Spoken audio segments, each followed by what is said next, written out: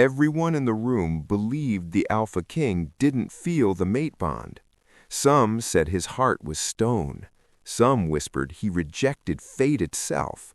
But that night, in a hall filled with wolves, power, and politics, he stood up for her, a woman he had never met, and the entire court froze. Sloane Whitmore felt it the moment they reached the mountain ridge. The air didn't just move, it listened, as if the forest itself was holding its breath. Below them, the Ashford estate rose out of the dark like something carved from the mountain, towering stone, ancient roofs, and windows glowing with warm, dangerous light. Wolves, dressed as dignitaries, moved through the cold autumn night as if nothing could touch them. Sloane was not one of them. She was a librarian, a nobody in a world where bloodlines wrote destiny. Her sister, Dara, was the political one, newly appointed to the Regional Beta Council, required to attend the Alpha King's annual gathering. Sloane? She was only here because Dara insisted, and because curiosity had always trailed behind the rumor of Everett Ashford like a shadow. They said he was ruthless, unmated, unmoved, untouched by the bond that shaped every wolf's life. Most of all, they said he felt nothing. Sloane didn't believe everything she heard, but even she wasn't ready for what the night would become. The gathering hall was enormous, circular, domed, painted with star charts so old they probably predated half the packs in the region. And at its far end stood the throne, empty, yet still dominating the room. Sloane barely had time to take it in before the atmosphere shifted, subtle but sharp, like the pressure drop before a storm.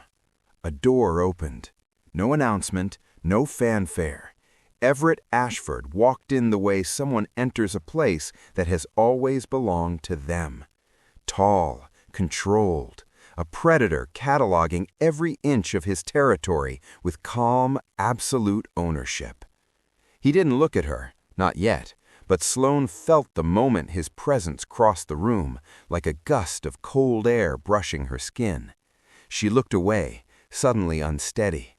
Dara leaned over. "See, he's exactly what the rumors said." Sloane whispered back, "The rumors don't agree on anything." "On his face they do." She couldn't argue with that. During dinner, a woman seated across the table asked Sloane a question she should have seen coming. "You're unmated?" "Yes." "And why is that?" Sloane answered with the same quiet truth she'd carried her whole life. "I'm waiting for my true mate." A few people paused. A few smirked. One woman, perfectly styled and painfully amused, gave a soft, mocking laugh. "How romantic!" But Sloane didn't look away. "Yes," she said clearly, "it is." The room stilled, not loudly, but collectively, as if it recognized something that didn't belong to the usual court games. And then a chair scraped softly against stone. The hair along Sloane's arms rose. Someone was standing. Everett Ashford wasn't just looking in their direction. He was looking at her, direct, unblinking, focused in a way that felt impossible. Sloane's thoughts scattered. Her pulse stuttered. The room, the people, the whispers, all of it went blurry at the edges. He walked toward her table with the weight of a decision already made. Every conversation died. Every wolf shifted instinctively, clearing his path. He stopped 3 feet from her, close enough that she could see the strange depth of his eyes. Not black, as the rumors claimed, but a dark green-gray, like deep forest water. "You're waiting for your true mate," he said. It wasn't a question. He said it like he'd known her for years. "Yes," Sloane managed. He took one slow breath, the kind wolves took when scenting something vital, something undeniable, something theirs. And when he exhaled, his voice came out low. "You're already looking at him." Silence. Then gasps, whispers, shock rippling through the hall like a physical force. The Alpha King, who had supposedly rejected fate, had scented someone. Publicly. Unmistakably. Sloane's wrist tingled. A warmth pulsed beneath her skin. Her birthmark, an unusual symbol she'd had since birth, began to heat gently, as if stirring from a lifetime of sleep. No one else saw it, but Everett Ashford did. He saw everything, and he didn't move until he was absolutely certain she understood. This wasn't politics, wasn't performance, wasn't rumor. It was the bond, and it had chosen her. Later, in the quiet guest quarters, Sloane lay awake trying to outthink destiny. She failed, because sometime past midnight she woke with her heart pounding and her wrist glowing softly in the dark. Not painfully, not violently, just waking, like something ancient recognizing something equally ancient. A presence drew near her door, silent, patient, unmistakable. She stood, opened it. Everett stood there in the dim corridor, changed out of his formal suit, shadows clinging to him like second skin. He didn't speak at first. He simply looked at her wrist. "It woke," he said quietly. "Yes." He nodded once, as if he'd been feeling it too. "We'll talk tomorrow." And then he left her alone with a truth she couldn't run from anymore, not even if she tried. Sloane didn't sleep again. By morning she had only one certainty. Whatever this was, whatever the bond wanted, whatever the king believed, she needed answers before she allowed fate to rewrite her life. And Everett Ashford, the man everyone believed felt nothing, he was waiting for her. Not to claim her, to let her choose. The Alpha King had claimed her, but she wasn't ready to claim him back. And in werewolf court, that kind of hesitation can start a war. Sloane barely slept. The mark on her wrist pulsed like it had its own heartbeat, steady, patient, impossible. And when she walked into the estate dining hall the next morning, she felt it immediately. The shift, the eyes, the whispers. Everyone knew. The king had scented someone at the gathering. Not just someone, her. Everett Ashford didn't look at the door when she stepped inside, but she knew he felt her, because her mark warmed just a little. She took the farthest seat she could. It didn't help, because the moment his conversation ended, the Alpha King, the man who ruled half the region, walked the entire length of the hall and sat directly across from her. Conversation stopped like someone had cut the room's power. He poured himself coffee, calm as ever. "You said we'd talk today," he said. Sloane forced steady breath. "Good morning, Alpha." A pause. Then quietly, "Good morning." The entire court leaned in without leaning in. She took a sip of her drink. "Are you stalling?" he asked. "Yes," she said, "because I need to know whether we can have a normal conversation." "And can we?" She met his eyes. The feeling that hit her was too sharp to be coincidence. "Yes," she said softly, "but it scares me how easily we can." He asked her to walk with him through the estate's forest paths. The morning air was cold, pine sharp and honest.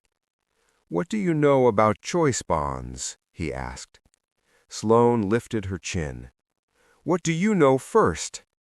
He actually paused, surprised maybe that she wanted fairness, not dominance. And then he explained it. A choice bond wasn't ordinary. It wasn't forced by biology. It wasn't automatic. It required agreement, active, deliberate, both wolves choosing each other. No claiming, no coercion, no shortcuts. If either refused, the bond remained dormant forever. "And if I refuse you?" Sloane asked quietly. "Then I rule alone," he said, calm, direct, not an ounce of pressure. The honesty hit her like a physical thing. She had expected strategy, manipulation, a king's agenda, not this. "Why tell me that?" she asked. His voice was low, grounded. "Because if this bond isn't chosen freely, then it isn't a bond. It becomes a chain, and I've lived my whole life with chains." Sloane's heartbeat stumbled, not because of romance, but because for the first time she saw the man behind the crown, and he was nothing like the rumors claimed. The peace didn't last, because trouble had a name. Gareth Vane, heir to the Cascades pack, power-hungry, calculated, and furious that the king had scented someone outside his family's political plans. He stepped into the meeting chamber like he owned it. "Your Majesty," he said, voice polished like a blade, "the court requires proof, formal proof. If you cannot demonstrate a verified bond mark within 48 hours, I will issue a challenge of legitimacy." The room froze, because a challenge wasn't just an insult, it was a declaration of war. Everett didn't flinch. "The mark will be shown tomorrow." Gareth smirked. "I look forward to exposing the truth." But when his eyes flicked toward Sloane, she understood the real danger. Gareth wasn't trying to challenge the king. He was trying to remove her. That evening, Sloane found the king alone in the library, not surrounded by advisors, not flanked by guards, alone, researching ancient bond law. He had been preparing for whatever came next, not for himself, but for her. She didn't sit across from him. She sat beside the table, sideways, legs tucked up, accidentally revealing more comfort with him than she intended. He noticed and didn't misuse it. "Tell me something real," she said. "Not about the throne, about you." He hesitated, then said quietly, "I was a quieter man before I was crowned." "Quieter than this?" she said, almost teasing. A faint ghost of a smile crossed his face. "Believe it or not, yes." "And what happened to him?" "He took a throne." Something cracked in her chest, because she realized he hadn't chosen the throne had chosen him, and he had been alone ever since. She swallowed. "I'm afraid," she whispered. He didn't interrupt, didn't reassure, just waited. "I'm afraid that becoming your Luna will erase who I am." His voice was steady. "The role is a house, not a person. You decide who you are inside it." It was the closest thing to a promise she'd ever heard. The next day, wolves packed into the main hall. Gareth Vane stood ready with his petition. The council watched with sharp, hungry eyes. Everett stood on the dais.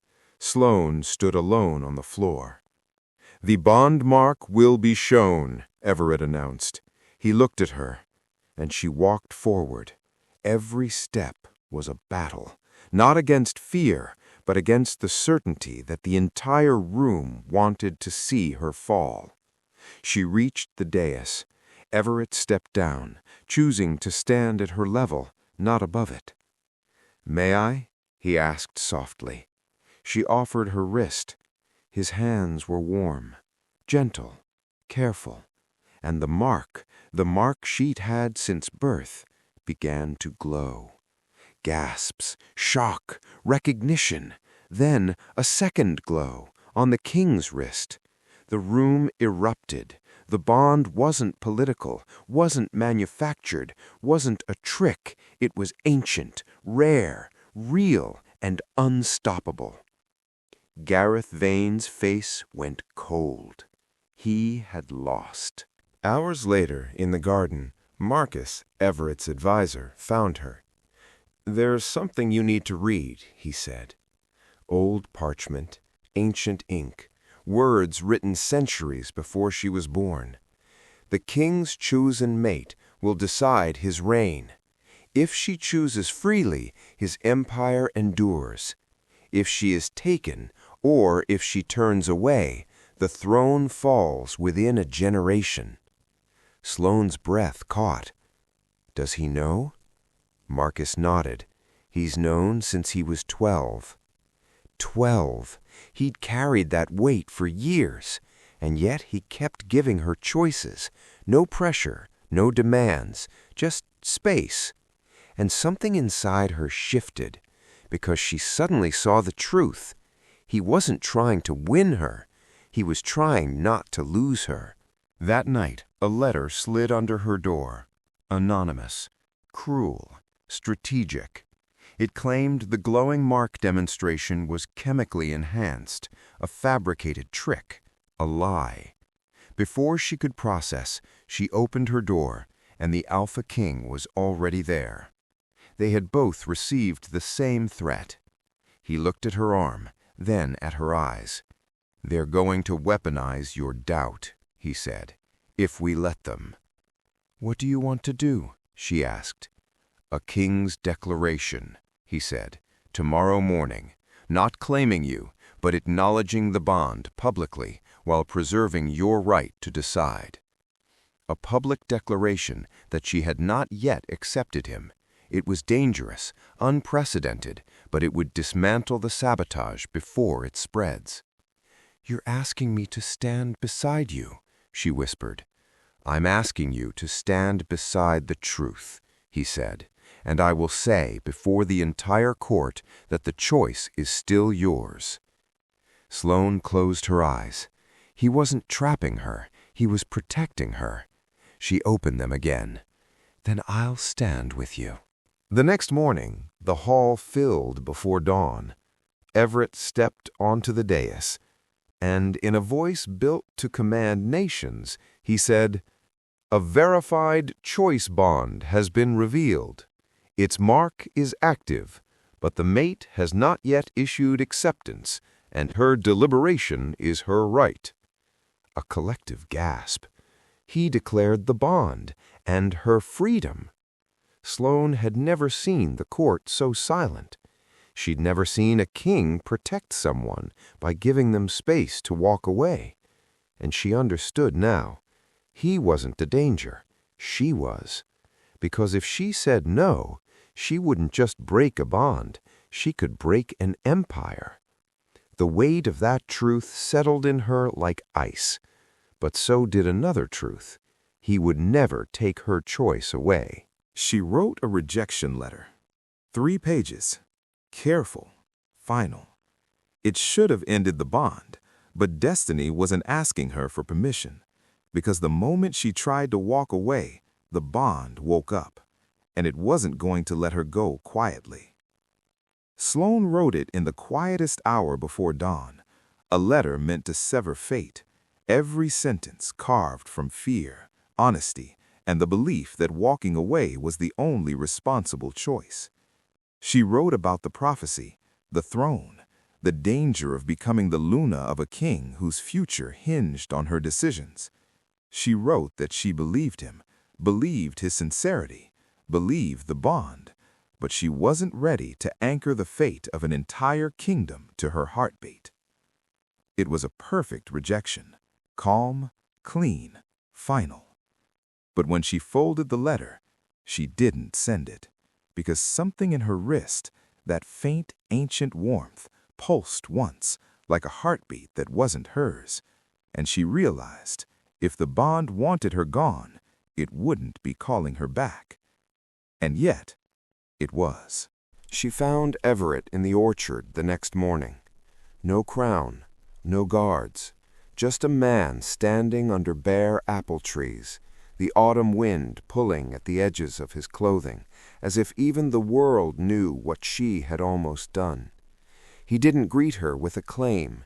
He didn't demand her decision. He simply said, "I felt you deciding something." She froze. "You felt it?"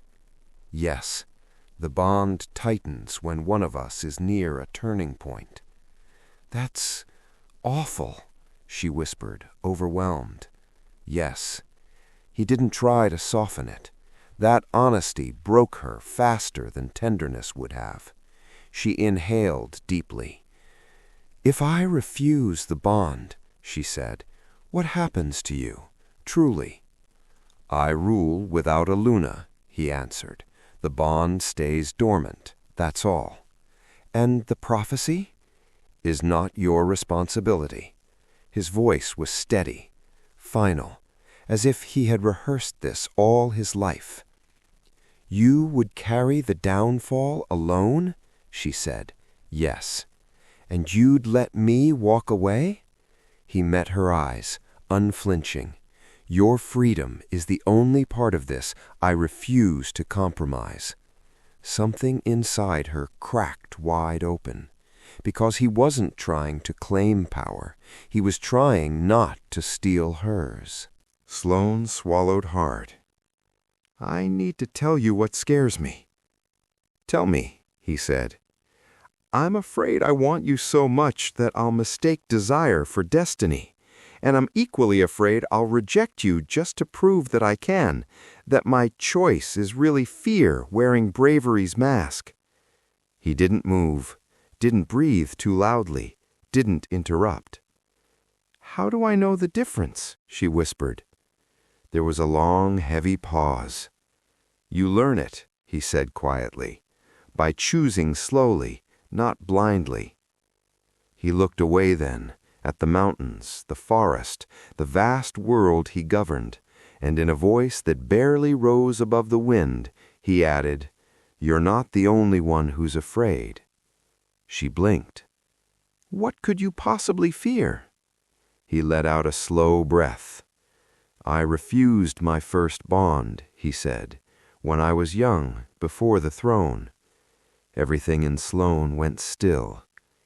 "You refused someone?" She deserved better than a man terrified of fate. "I thought I was protecting us both, but the bond went dormant permanently, and I spent 5 years wondering if I had destroyed something I didn't understand." "And now?" she asked. "Now I understand. A bond that isn't chosen by both people is a wound, not a union." Sloane's pulse thundered, and for the first time she saw his vulnerability, not as a king, as a man. Trouble returned like a storm with a name. Gareth Vane. He didn't try to hide his ambition this time. He pushed the council into a corner. He triggered the final stage, a formal petition to invalidate the king's declaration and propose a political mating alliance between Everett and Gareth's sister, Celeste. It was clean, legal, and lethal. If the declaration lapsed, if Sloane didn't accept soon, the court could force Everett into a political bond and Sloane into disappearance. Marcus delivered the news with a hard voice.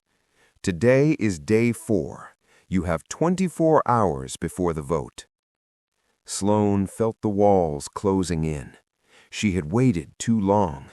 If she hesitated any further, she wouldn't just lose Everett, she could lose herself.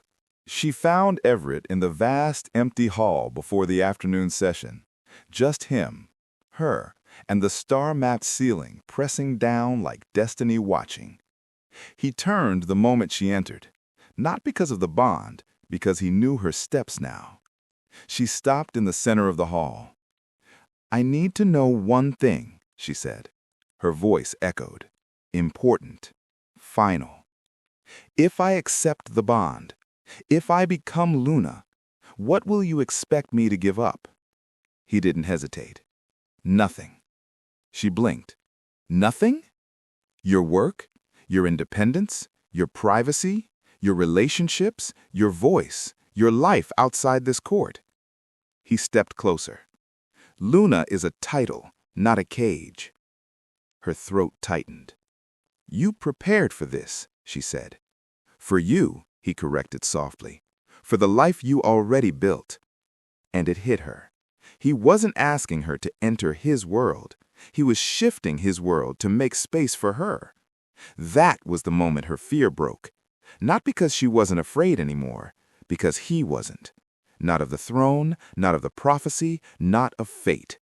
He was afraid of losing her, and that was something she finally understood. She walked into the hall for the afternoon session. Hundreds of wolves, every eye waiting, every breath held. Gareth's petition in hand, the council ready to vote, the throne poised to shatter if she refused.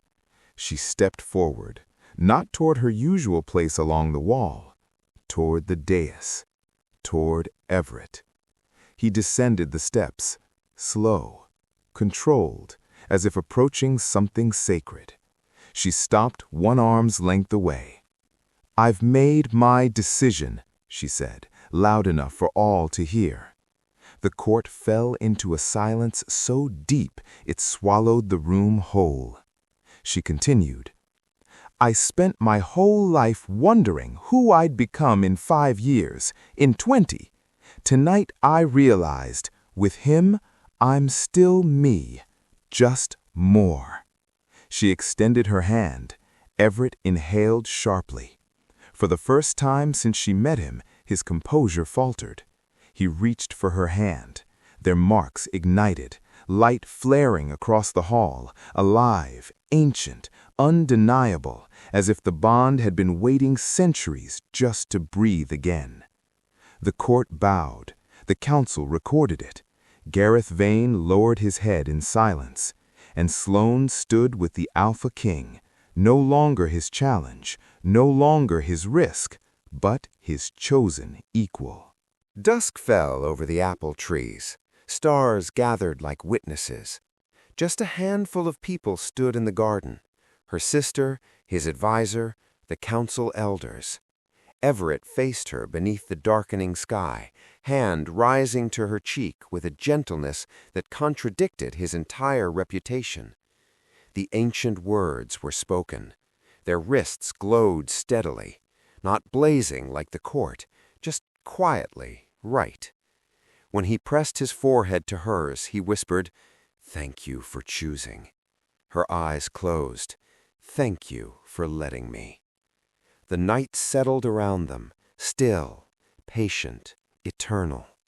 The bond sealed, the kingdom steadied, and for the first time in both their lives, they weren't alone. And somewhere in the distant tree line, 3 watchers waited, silent, patient, marking the beginning of a story far bigger than a bond. But that will be its own episode.